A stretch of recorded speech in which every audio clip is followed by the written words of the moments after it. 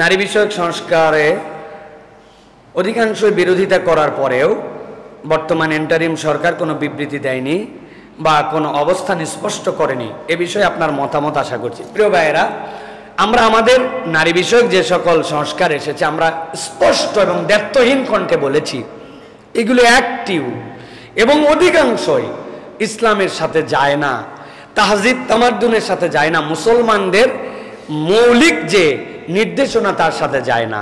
একজন আমাকে বলেছে যে হুজুর, সুদী অর্থনীতি ব্যাংক চলতেছে, এইটা আপনার বন্ধ করতে পারেন না, কিন্তু আপনারা নারীর এই কমিশনের বিপক্ষে, নারী পুরুষের সমান যে ছেলে আর মেয়ের মধ্যে সম্পত্তি তো হবে, এটার বিরোধিতা করেন কেন? সুদ বন্ধ করলে এটাও বিরোধিতা করতে পারেন। আমি তখন বলেছি, প্রিয় ভাইয়েরা, এই মিরাস নামার যে আইন, এটা ব্যক্তিগত লেভেলের বাস্তবায়নের আমিল। আমার জমি আমি আমার ছেলে মেয়েকে কি দিব রাষ্ট্র এটা নির্ধারণ করতে পারবে না। সুদী ব্যাংক চলে, কিন্তু আমি সুদ খাবো কি খাবো না এটা আমার ব্যক্তি সিদ্ধান্ত। রাষ্ট্র আমাকে বাধ্য হয়ে বলতে পারে না তোমাকে সুদ খেতেই হবে। ঠিক একই রকম আল্লাহ বলেছেন লিযাকারি মিসলু হাজ্জিল উনসায়াইন, ওখানে কোন বাপের বেটার কলম বসানোর সুযোগ নাই। আল্লাহর বিধান আমার ব্যক্তিগতভাবে পালন করি, ঠিক কিনা? নারী সংস্কার তো আমরাও চাই, কিন্তু আমাদেরগুলো তো আপনারা নিবেন না। নারী সংস্কারের আমাদের 10টা প্রস্তাব আছে, ওইটা নারীর প্রকৃত সংস্কার হবে। ন্যায্যতা লাগবে। ইসলাম নারীকে সমতা দেয় নাই, ইসলাম নারীকে ন্যায্যাধিকার দিয়েছে। ব্যাককলরা সমান অধিকারের কথা বলে, আমরা পুরুষরাও একটা সংস্কারের আবেদন দিব। কোন হাসপাতালে কোন প্রসূতি ওয়ার্ড আর কোন পুরুষ ওয়ার্ড আলাদা থাকা চলবে না। যেখানে বাচ্চা হবে ওখানে যদি সিট থাকে পুরুষও যায় শুবে। সমান অধিকার না এটা? আপনি বিয়ের সময় মেয়েকে দেনমোহর দেওয়া লাগবে, যৌতুক দেওয়া নিষিদ্ধ। আইন করছেন আপনি, কে বলছে আপনারে? আমি দিব মোহর, তুই দিবি যৌতুক, দুটাই বৈধ করা লাগবে, ঠিক না? তুমি যদি এরকম বলো পুরুষের অধিকার নাই এই জায়গায়, এগুলো ফালতু কথাবার্তা এগুলা। আর যে সকল লোককে ওখানে বসানো হয়েছে এগুলার মাথার ভিতরে রব্বুল আলামিন গোবরও দেন নাই, কারণ গোবর অনেক উন্নত সার, এদের মাথার মধ্যে গোবর আল্লাহ দেয় নাই। ইন্টারিম সরকার বিবৃতি দিল আর না দিল এইটাতে আমাদের কিছু যায় আসে না। আমরা আমাদের কথা বলছি, সোজা আঙ্গুলে বলে দেওয়া হয়েছে। আঙ্গুল ব্যাকা করলে এই দেশ ছেড়ে কারে কেমনে যেতে হয় এটা আপনারা মনে রেখে বাকি কাজ করেন, বাস। এর চেয়ে বেশি আর কিছু বললাম না।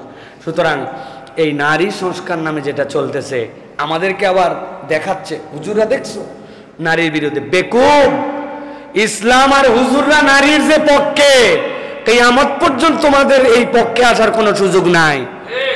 আমরা নারী সংস্কারের এই সকল অপধারার বিপক্ষে, আমরা নারীদের বিপক্ষে নয়। আমরা মায়ের যে ইজ্জত দেই, আমরা বোনের যে ইজ্জত দেই, আমরা ইসলাম যারা পালন করি আমাদের মুরব্বীদের যে ইজ্জত দেই, তোমাদের 1000 বছর আরো বাঁচা লাগবে। তোমরা ইউরোপিয়ান স্টাইল এই দেশে আনতে চাও, তোমরা বৃদ্ধাশ্রম বাড়াতে চাও, পরিবারের ধ্বংস করে দিতে চাও, তোমরা নাতিকে নানার থেকে আলাদা করতে চাও, দাদা এবং পরিবারকে তোমরা বিচ্ছিন্ন করতে চাও। আমরা পরিবার বিচ্ছিন্ন করার এই সংস্কার চাই না, আমরা পরিবারের বন্ধন নিয়ে ইসলাম মেনে এই দেশে থাকতে চাই, ঠিক কিনা?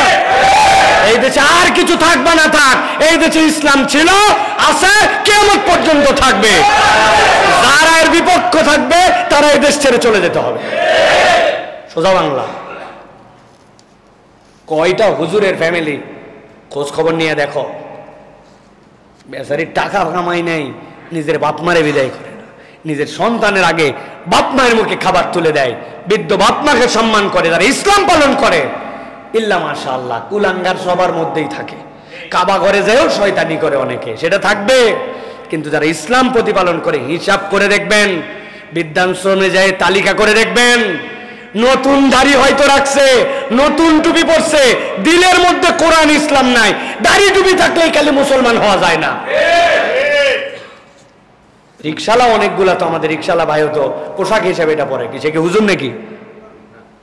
বুঝে সুঝে কথা বলতে হবে আমাদেরকে। এটার কৌশলে হুজুরদেরকে এখন নারীদের বিপক্ষে দাঁড় করাইছে, শ্রমজীবী বানাইছে।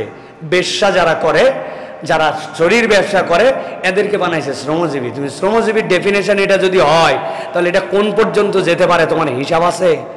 বেকুব, বোঝে নাই। আবার বলতেছে আমরা ধর্মের জায়গায় যে পালন করে। বেকল 90% মুসলমান এই দেশে ধর্ম পালন করে, হিন্দুরাও তাদের ধর্ম ঠিকঠাক মতো পালন করার জন্য চেষ্টা করে। তুমি তার বিপক্ষে কথা বলে তুমি আবার বলো যে আমরা ধর্ম যে জায়গায় থাকবে নারী এই জায়গায় থাকবে। বেটা, ধর্ম আর নারী তুমি আলাদা করো কিভাবে? এটা হচ্ছে শয়তানি এজেন্ডা। ইনশাআল্লাহ আমাদের গায়ে রক্ত থাকতে এটা বাস্তবায়ন হবে না। ওরা তো প্রস্তাব দিছে, কেবল বাস্তবায়ন হয়নি। এই জন্য ইন্টারিম গভর্নমেন্ট কথা বলতেছে না। তাদের কথা না বলায় মানে বোঝা গেছে আমাদের কথা মাইনে নিছে।